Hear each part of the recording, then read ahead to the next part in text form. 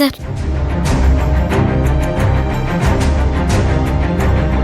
Coffee.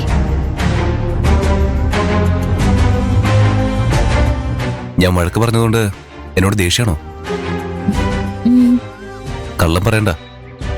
നിന്റെ മുഖം കണ്ട എനിക്ക് മനസ്സിലാവില്ലേ? നീ എന്നൊന്ന് നോക്കിയേ. എന്റെ മുഖത്തേക്കൊന്ന് നോക്ക് പാർവതി, പ്ലീസ്. ഒരു കോഫി വേണമെന്ന് ഞാൻ നിന്നെ വിളിച്ച് പറഞ്ഞത് എനിക്ക് കോഫി ഇട്ട് തരാൻ വേറെ ആളില്ലാത്തോണ്ടല്ല. ഞാൻ ആവശ്യപ്പെട്ട 5 മിനിറ്റ് കൊണ്ട് 1000 കോഫി എന്റെ ടേബിളിലെത്തും. പക്ഷേ നിന്നോട് തന്നെ ഒരു കോഫി ഇട്ടുകൊണ്ട് വരാൻ പറഞ്ഞതിന് ഒരു കാര്യമുണ്ട്. ഏതോ ഒരു ഗ്രാമത്തിൽ നിന്ന് വന്ന നീ എനിക്കും എന്റെ ഫാമിലിക്കും ഒരുപാട് ഹെൽപ്പ് ചെയ്തിട്ടുണ്ട്.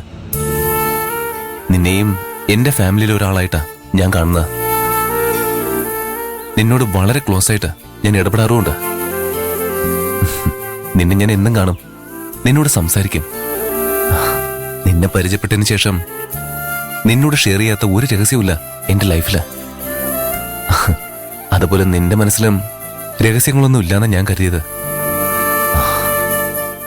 എല്ലാ കാര്യങ്ങളും നീ എന്നോട് തുറന്നു പറയുന്നുണ്ടായിരുന്നു എന്നായിരുന്നു എന്റെ വിശ്വാസം. പക്ഷേ ഇത്രയൊക്കെ പ്രശ്നങ്ങൾ നടന്നിട്ടും നീ എന്നോട് ഒരു വാക്കുപോലും പറഞ്ഞില്ലല്ലോ എന്ന് ഓർക്കുമ്പോ, അതെല്ലാം നീ എന്നിൽ നിന്ന് മറച്ചു വെച്ചല്ലോ എന്ന് ഓർക്കുമ്പോ എനിക്ക് വിഷമമല്ല തോന്നിയേ, വല്ലാത്ത വേദനയാ തോന്നിയത്. ആ വേദന കാരണമാ നിന്നോട് ഞാൻ വളരെ ഹാർഷായിട്ട് പെരുമാറിയത്. നിന്നെ വഴക്ക് പറയാനുള്ള സ്വാതന്ത്ര്യം എനിക്കുണ്ടായിരുന്നുവെന്നായിരുന്നു എന്റെ വിശ്വാസം. ഞാനും എന്റെ കുടുംബത്തിലെ ആളായിട്ട് തന്നെ കലേഷ് സാറിനെ കാണുന്ന. വഴക്ക് പറയാൻ മാത്രല്ല, ഞാൻ തെറ്റ് ചെയ്ത എന്നെ തല്ലാനുള്ള അവകാശവും കലേഷ് സാറിനുണ്ട്. എന്നിട്ടും ഗന്ധർവനെ കുറിച്ച് ഒരു അക്ഷരം പോലും നീ എന്നോട് പറഞ്ഞിട്ടില്ലല്ലോ പാർവതി. എന്നിൽ നിന്ന് നീ അത് മറച്ചു വെച്ചില്ലേ? നിന്റെ കണ്ണുകൾ നിറഞ്ഞിരിക്കുന്നു. നിന്റെ മുഖത്ത് അല്പം പോലും സന്തോഷമില്ല. സങ്കടവും കുറ്റബോധവും മാത്രമേ എനിക്ക് നിന്റെ മുഖത്ത് കാണാൻ കഴിയുന്നുള്ളൂ. ഞാൻ പരിചയപ്പെട്ട ആ പാർവതി ഇതല്ല. ഞാൻ ഇത്രയും നാളും ഇടപഴകിയ ആ പാർവതി ഇതല്ല. ഒരു കള്ളത്തരവുമില്ലാതെ, ഒരു ഒളിവും മറവും ഇല്ലാതെ പെരുമാറുന്ന ആ പാർവതിയായി ഞാൻ പരിചയപ്പെട്ടത്. പക്ഷേ ഈ പാർവതി എനിക്ക് അപരിചിതയാ. ഈ പാർവതിയെ എനിക്ക് കാണണ്ട. എനിക്ക് പഴയ പാർവതിയെ കണ്ടാൽ മതി. എല്ലാവരോടും നന്നായി ഇടപഴകുന്ന ഇന്നസെന്റായ ആ പാർവതിയെ കാണാൻ എനിക്കിഷ്ടം. ഗ്രാമത്തിൽ വെച്ച് പരിചയപ്പെട്ട ആ പാർവതിയെ എനിക്കിപ്പോഴും നല്ല ഓർമ്മയുണ്ട്. നിറയെ സന്തോഷവും കുസൃതിയായിരുന്നു ആ മുഖത്ത്. പറയാനുള്ളതെല്ലാം ആരാണെന്ന് നോക്കാതെ വെട്ടി തുറന്ന് പറയും. ആരും പേടിയില്ല. പക്ഷെ ഇപ്പൊ നിന്റെ മുഖത്ത് ഞാൻ കാണുന്നത് പേടിയാ. ആ സന്തോഷവും കുസൃതിയും ഒക്കെ നിന്റെ മുഖത്തുനിന്ന് നഷ്ടമായിരിക്കുന്നു. ഈ പാർവതിയെ വേണ്ട എനിക്ക് ആ പാർവതിയെ മതി. എനിക്ക് ആ പാർവതിയെ വീണ്ടെടുക്കണം. അതിന് ഞാൻ എന്താ ചെയ്യേണ്ടത്? പാർവതിക്ക് മാത്രമേ ഈ ചോദ്യത്തിന് മറുപടി പറയാൻ കഴിയൂ. പറയ് പാർവതി, പഴയ പാർവതിയെ വീണ്ടെടുക്കാൻ ഞാൻ എന്താ ചെയ്യേണ്ടത്? ഒരാളെ സ്നേഹിക്കുമ്പോൾ കൊടുക്കുന്ന സ്നേഹം അതിന്റെ ഇരട്ടിയായി, അല്ലെങ്കിൽ അതേ അളവിലെങ്കിലും തിരിച്ചു തരുന്ന ഒരാളെ വേണം സ്നേഹിക്കാൻ.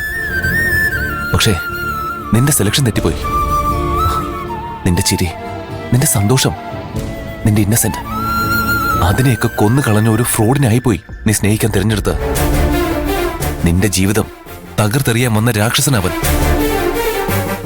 നിന്നെ തകർത്ത ആ ഗന്ധർവനെ നിന്റെ മനസ്സിലിട്ട് കൊന്നു കളയണം. അങ്ങനെ ഒരാളെ നീ കണ്ടിട്ടില്ല, പരിചയപ്പെട്ടിട്ടില്ല. എന്തിന്? അങ്ങനെ ഒരാള് നിന്റെ സ്വപ്നത്തിൽ പോലും വന്നിട്ടില്ല. അങ്ങനെ വേണം നീ കണക്കാക്കാൻ. നീ തന്നെ ഒന്ന് ആലോചിച്ച് നോക്ക് പാർവതി. സ്നേഹം എന്നത് മറഞ്ഞു നിന്ന് വെച്ച് നീട്ടേണ്ട ഒന്നല്ല. മുന്നിൽ വന്നു നിന്ന് വേണം സ്നേഹം തരാൻ. വാക്കുകളിൽ മാത്രമല്ല, അയാളുടെ കണ്ണുകളിലും ആ സ്നേഹം ഉണ്ടാവണം. പക്ഷേ നീ സ്നേഹിക്കുന്ന നിന്റെ ഗന്ധർവൻ ഈ നിമിഷം വരെ നിന്റെ മുമ്പിൽ വന്നിട്ടില്ല. അയാളുടെ സ്നേഹം സത്യമാണെങ്കിൽ അവൻ എന്തിനു നിന്നിൽ നിന്ന് അകന്നു നിൽക്കണം? ചതിയാണത്. നന്ദനേക്കാൾ വലിയ ഫ്രോഡാ നീ നിന്റെ സ്വന്തമെന്ന് വിശ്വസിക്കുന്ന ആ ഗന്ധർവൻ. പാർവതി, നിന്നെ സ്നേഹിക്കുന്ന ആള് എപ്പോഴും നിന്നെ തന്നെ ഓർത്തുകൊണ്ടിരിക്കാം. എപ്പോഴും നിന്നെ കാണാൻ ആഗ്രഹിക്കും. നിന്നോട് മിണ്ടണം, നിന്നോടൊപ്പം നടക്കണം. അതായിരിക്കും എപ്പോഴും അയാളുടെ ആഗ്രഹം. അയാൾ ഒരിക്കലും മറഞ്ഞു നിന്ന് സ്നേഹമാണെന്ന് വിളിച്ചു പറയില്ല. നിന്റെ മുന്നിൽ വന്നു നിന്ന് സ്നേഹം കാണിക്കും. നിനക്ക് വേണ്ടി ജീവിക്കും. യഥാർത്ഥ സ്നേഹം തിരിച്ചറിയാനുള്ള കഴിവില്ല നിനക്ക്. മുന്നിൽ നിൽക്കുന്ന ആളുടെ കണ്ണിൽ സൂക്ഷിച്ചു നോക്കിയ നിന്നോടുള്ള സ്നേഹം നിനക്ക് കാണാൻ കഴിയും. പക്ഷേ നീ അത് ചെയ്യുന്നില്ല. നിന്നെ യഥാർത്ഥമായി സ്നേഹിക്കുന്ന ആള് സാഹചര്യം അനുകൂലമായ അയാൾ ആ സ്നേഹം നിന്നോട് തുറന്നു പറയും.